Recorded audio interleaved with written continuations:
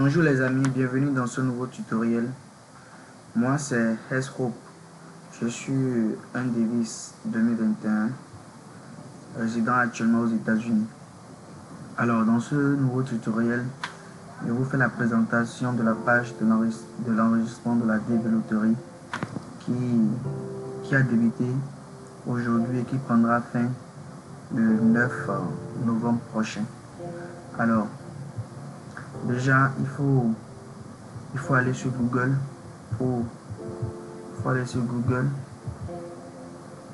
et taper dv programme.state.gov. Voilà. Voici le site où vous devez vous enregistrer. Je reprends le site. Vous allez dans Google et vous tapez dvprogramme.state.gov. Ici, vous cliquez. Vous avez la possibilité de traduire votre page en français, ça dépend de votre navigateur.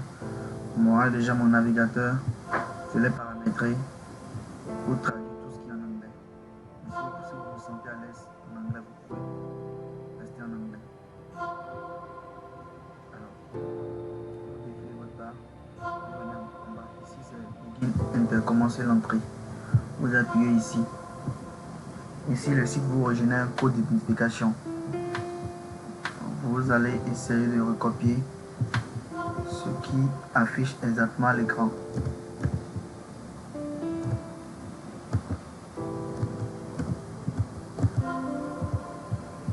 Vous soumettez. Une fois que vous soumettez, vous tombez sur cette page. Alors ici, il y a la partie last name. Last name, c'est votre nom de famille. Last name, c'est votre nom de famille. First name, c'est votre premier prénom. Alors, je donne un exemple. Si votre prénom, c'est Gilles Chris Gaël, ou soit si votre prénom, c'est par exemple Gilles Chris. Gilles Chris, c'est un prénom composé. Alors, votre first name, c'est Gilles Chris. Middle name, c'est le reste de votre prénom. C'est le reste. Donc, si vous vous appelez Gilles Chris Gaël, votre first name, c'est Gilles Chris. Votre middle name, c'est Gaël. Maintenant, pour ceux qui ont juste un seul prénom, vous mettez juste votre prénom ici et vous cochez no middle name pour dire que vous n'avez pas de nom de milieu. Maintenant, si vous avez plusieurs prénoms, vous mettez votre premier prénom ici et le reste de votre prénom ici. Sur le point numéro 2, vous sélectionnez si vous êtes un homme ou bien si vous êtes une femme. Ici, vous devez mettre votre date de naissance. Ici, c'est le mois, le jour et l'année. Le mois, le jour et l'année. Au point numéro 4, on vous demande la ville dans laquelle vous êtes né. La ville, city, la ville dans laquelle vous êtes né. Si vous êtes né à Cotonou, vous mettez. Si vous êtes né à Boycon, vous mettez. Si vous êtes né à Boumekala, vous mettez. C'est en fonction de votre lieu de naissance. Au point numéro 5, ici, c'est le pays dans lequel vous êtes né. Country, c'est le pays.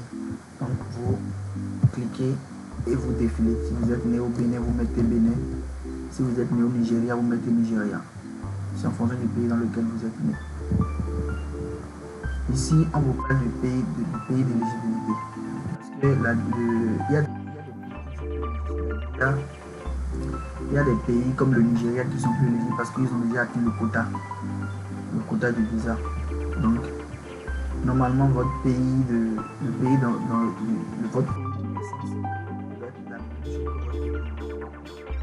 Il y a certains qui sont nés dans d'autres pays, mais leur pays d'éligibilité est autre. C'est-à-dire, je prends le cas de quelqu'un qui est par exemple au Nigeria, mais son pays d'éligibilité c'est le Bénin.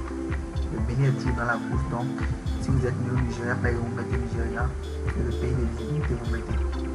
Si votre pays d'éligibilité c'est le pays d'éligibilité, c'est le pays.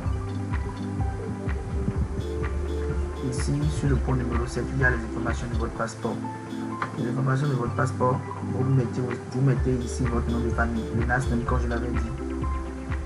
Si c'est votre nom de famille. Le first name, c'est votre premier prénom. Le middle name, pour ceux qui ont beaucoup de prénoms, vous mettez le reste de votre prénom.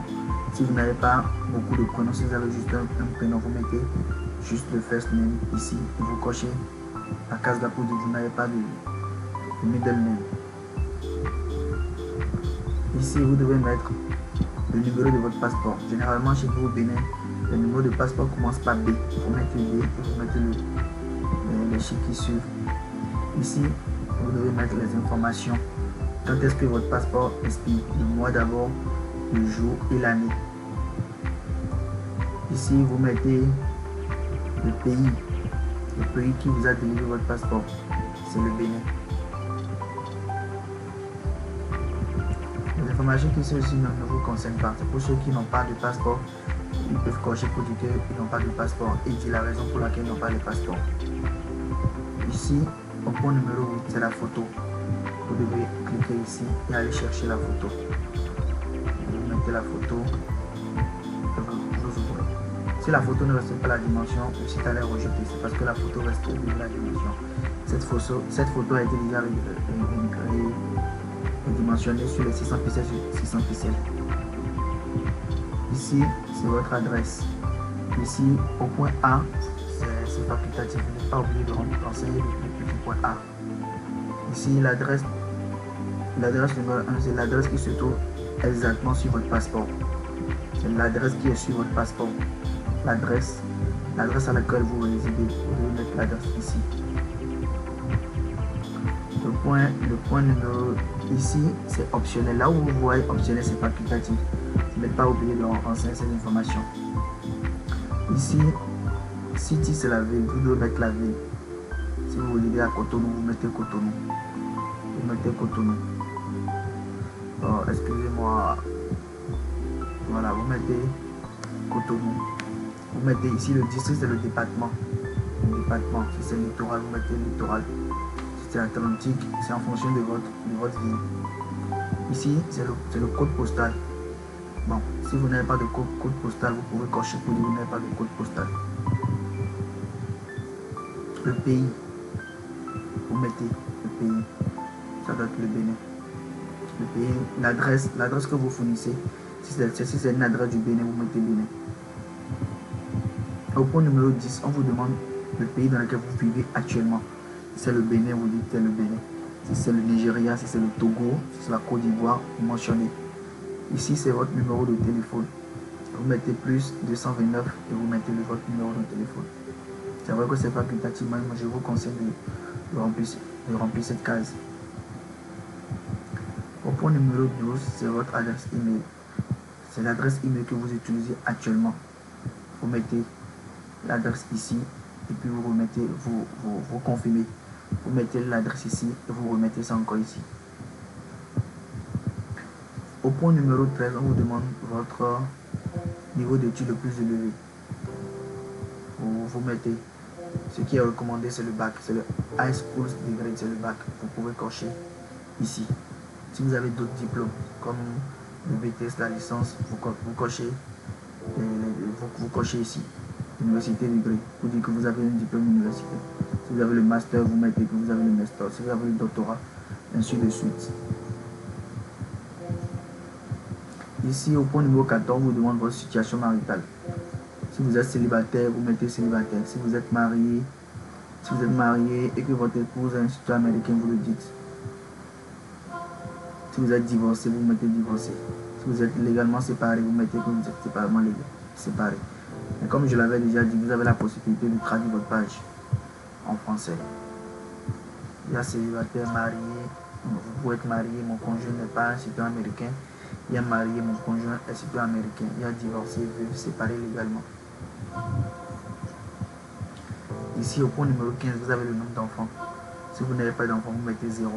Si vous avez un enfant, vous mettez un enfant. Vous avez 2, vous mettez 2 enfants. Mais quand vous mettez 1, vous devez remplir les informations de votre enfant, c'est-à-dire son nom, prénom, date de naissance, là où son adresse et tout.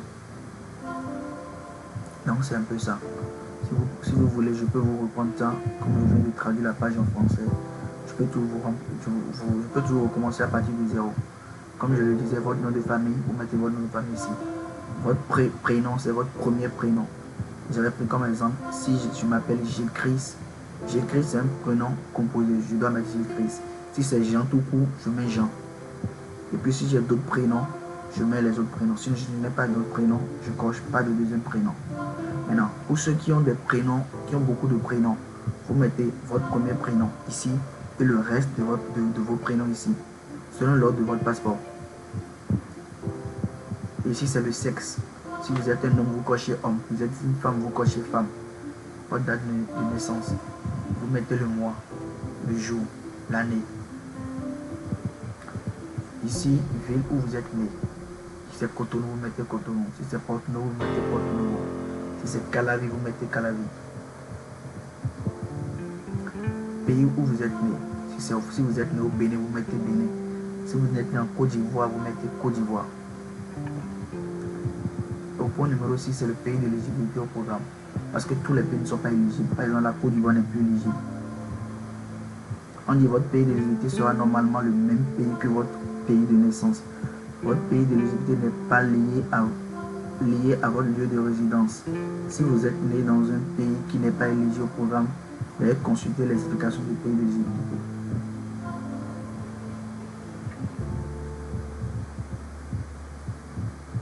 Ici, au point 7, vous avez les numéros de votre passeport. Vous devez mettre votre nom de famille ici, votre premier prénom et votre deuxième prénom. Vous mettez ici votre numéro de passeport. Ça commence par B. Si vous regardez sur votre passeport, vous verrez. Ça commence souvent par B, B06, B05. Ça dépend de votre numéro de passeport. Vous mettez la date d'expiration de votre passeport, le mois, le jour et l'année. Vous mettez le pays qui vous a délivré. Si vous êtes béninois, vous mettez Bénin.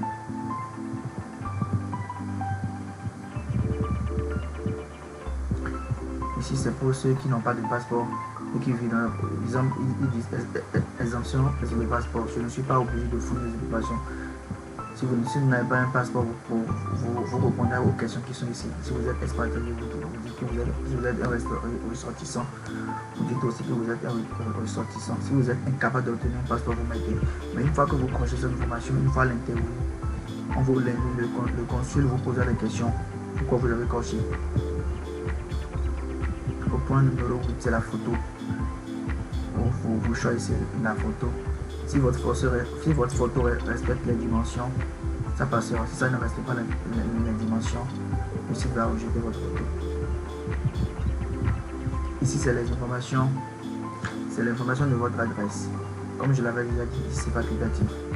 Là où ils ont mis adresse numéro 1, c'est l'adresse qui est sur là où vous résidez, l'adresse de votre passeport, vous mettez. Ici, c'est facultatif. La ville, vous mettez.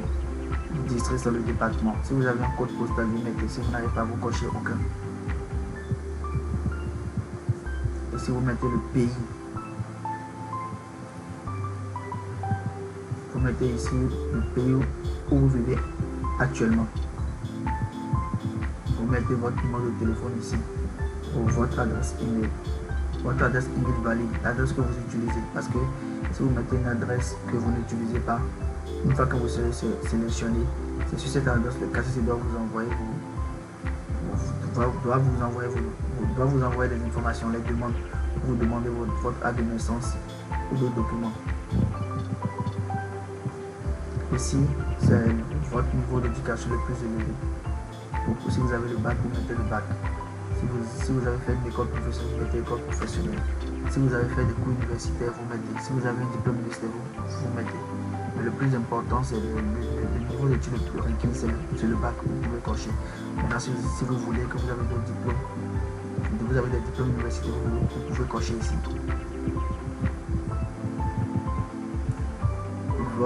Quel est votre état civil?